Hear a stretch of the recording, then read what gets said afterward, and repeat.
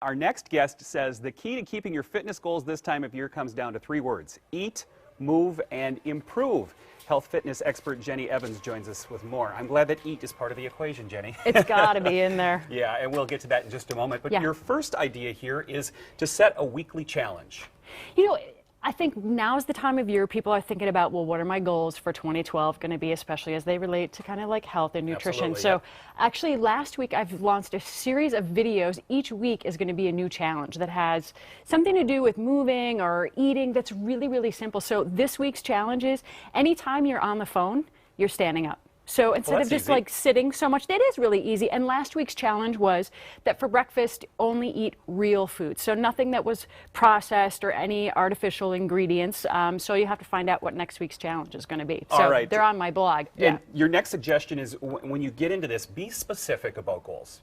Yeah, instead of saying, you know, I'm going to exercise more often or I'm going to try to get more sleep, be really specific and say, I'm going to work out 4 times this week, or I'm going to be in bed by 10 o'clock every night, because it's telling you exactly what you need to be doing instead of just leaving it really open and vague. This next idea, I would agree with this one because a couple of years ago I did this on TV. Go public. Tell people you're doing this. Yes.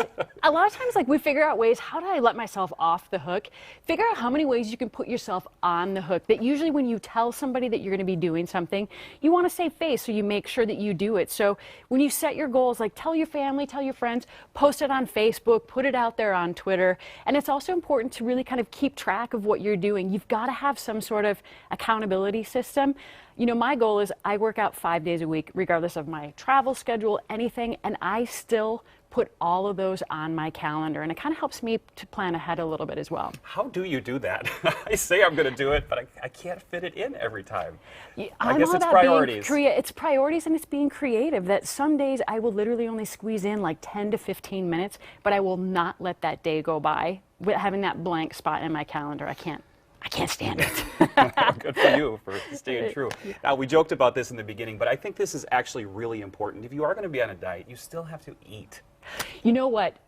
Interesting research shows that when you have no glucose in your system, meaning when you're really hungry, you have no self-control and no willpower.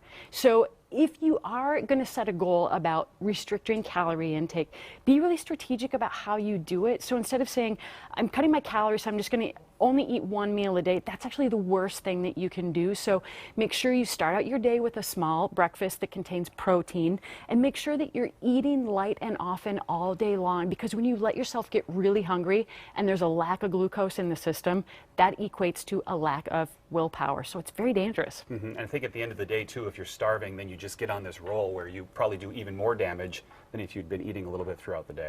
Right, because when you let your glucose levels drop, your body actually starts going into fat storage mode. So what you do eat is more likely to be stored as fat, which is the opposite of what you want to have. That's terrible. Yeah, terrible. So spread those calories out. All right, how about this tip? Create defaults. Optimal defaults.